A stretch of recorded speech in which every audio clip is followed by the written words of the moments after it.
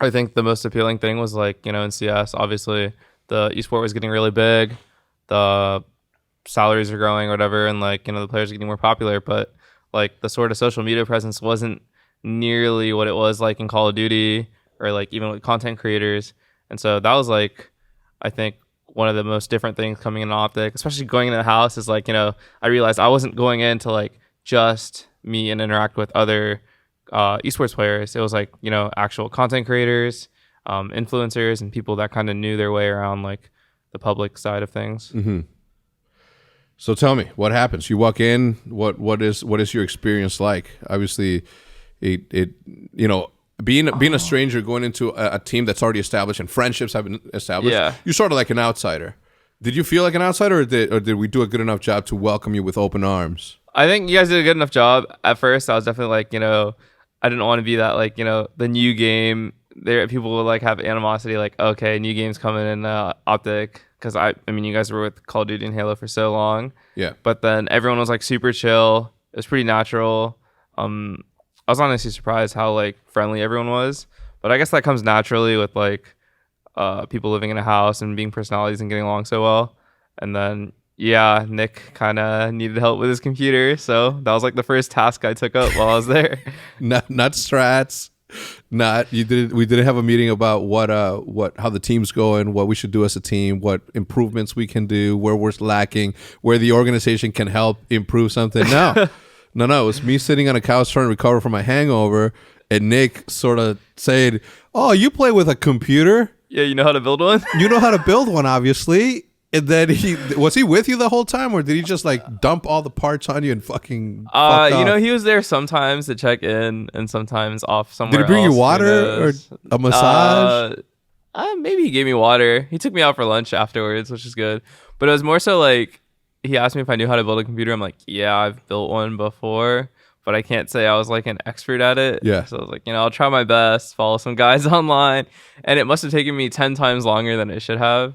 So well, I dropped you off in the morning, or we got there in the morning. We went. Wait, that was the following day, right? After you, because it was the next day for our first launch. We went and did that, and we had to shoot your announcement, and we had to wait for nighttime to shoot it. And by that time, I'd already recovered, and it was freezing outside. And in my imagination, when I was explaining to Hitch like what my vision was as the announcement went, was we're gonna be talking about like something random. And vision for the most part is everything that happens in OpTic, but every so often we have the opportunity to sort of enhance the reality or to make it a little bit more dramatic and more exciting for the viewer. I watch a lot of reality TV show. Right now I'm watching Pauly D and Vinny's Double Shot at Love on MTV. DJ Pauly D? I know who that is, yeah. You didn't watch Jersey Shore? No. Dude, you should. It does. Really? It ages well. I mean, no, don't watch that. But it is so good. Scumpy and I are big fans. Scumpy and I both watch it. So Scump, who lives right down the street from me, still uses my iTunes account. So every so often I'll wake up and I'll see movies like The Notebook, or like recently purchased, like The Notebook. What was that most recent one? Oh, Dumb and Dumber. He gets bored. Some fucking scary movies all of a sudden appear on my suggested, and I'm like, I don't watch scary movies, first of all. So this guy's been watching Annabelle and a whole bunch of shit. But anyway, so I wanted to sort of make the announcement a dope-ass announcement, right? Like I wanted to, it's not scripted, because scripted means it's made up. Mm-hmm. It's sort of scripted reality. Like I know what the outcome is, and it's my job and Hitch's job at the time to sort of figure out how we're going to present it to the fans. And I'm like, all right, so here's the deal. We are okay, let's just go on, because I was going to let's keep focusing. I'll tell you about this other stuff. But you get there and we're like, all right, Shad, you're going to go outside, you're going to knock on the door, and then you're going to say, yo, I heard you're looking for a CSGO team. Yeah. Right. And then what's crazy is that Hitch did such a good job that when I opened the door, your face was framed by this tiny little square box, sort of the glass on the door. Yeah. And when we announced that, like, we did such a good job of keeping that shit quiet. You guys did. Never in my life, in OpTic's history, have we had leaks ever. And that's something that I get mad at, like, to this day, because it's annoying, right? And the way that I met Richard, I'm all over the place today, and I'm okay with it. The way I met Richard Lewis was because he tweeted something out, like a leak about OpTic, and then I tweeted out without knowing him. I'm like, don't listen to any rumors. Just wait for me to make the announcement. Blah blah blah. And then he's like, oh yeah, so you're gonna control the blah blah blah. And then we had a little like back and forth, and then in the DMs, immediately we hit it off, and I was like, oh yeah, no, I didn't mean it like anybody else was lying. I was just saying that for confirmation. And then he's like, oh okay, he thought that I was sort of trying to control like narratives, bless you, narratives of whatever. Anyway, we hit it off right off the bat after that, but we kept it so quiet that the only people that knew outside of us was ECS or ESL. Which one? I think it was ESL, right? Yeah, because they needed a roster. They needed to announce the roster on a Tuesday, so we had to push Vision to a Monday. Oh, it was E-League. E-League. Oh, E-League. Shit, it was E-League. We went to Vegas right after. Yeah. It was E-League.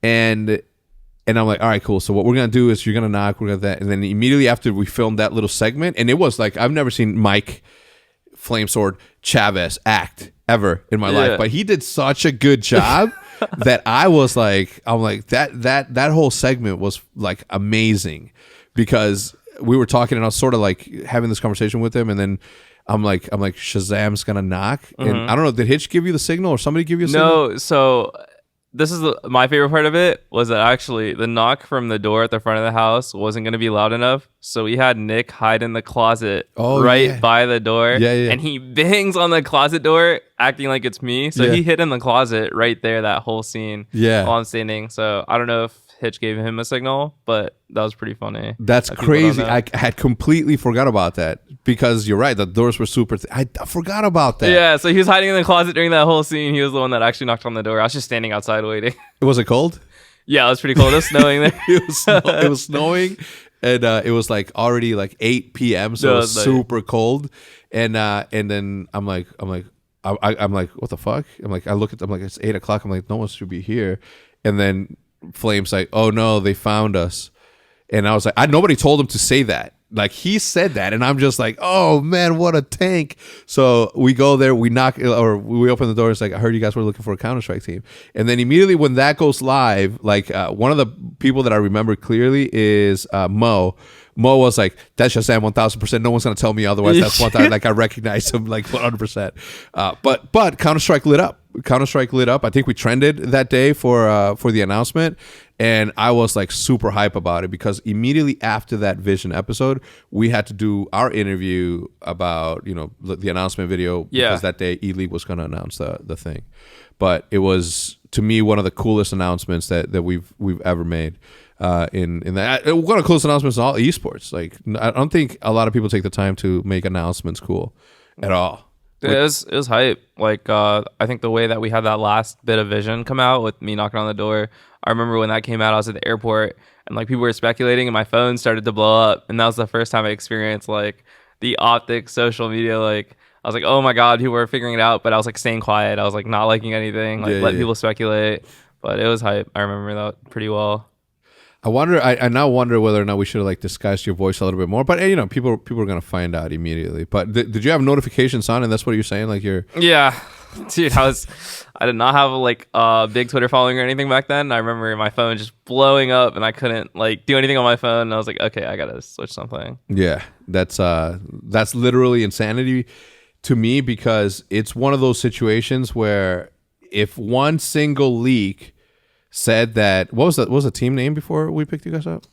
Conquest. Yeah, if we picked up, if the leak went out that we picked up Conquest, that scene wouldn't have worked as well as it did, and it would have ruined. Think about how many people watched that. Like, if I bring it up, like how many people watched that announcement, you know, and think about how many people enjoyed that announcement that certain way, and if there would have been a leak, like it would have sucked. Yeah, and look, I understand, and this is what I don't have an issue with it, but I have like a major issue with it at the same time, because I understand that that's their job to sort of get the news out before anybody else. It gives them credibility as a news source to go to.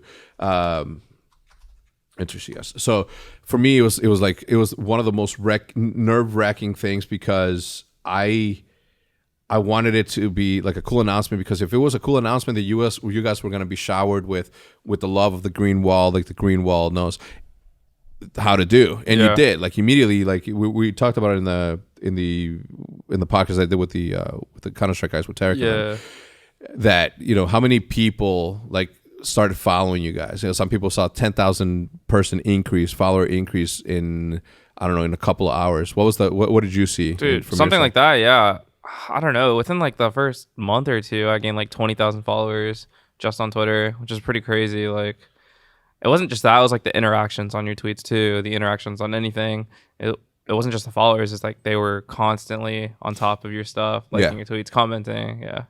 But at the same time, you also see the negative side of it, right? When you don't perform, they know where to go to say, "Yo, what? Excuse me, what, Shaz? What are you doing? Why aren't you hitting those shots?"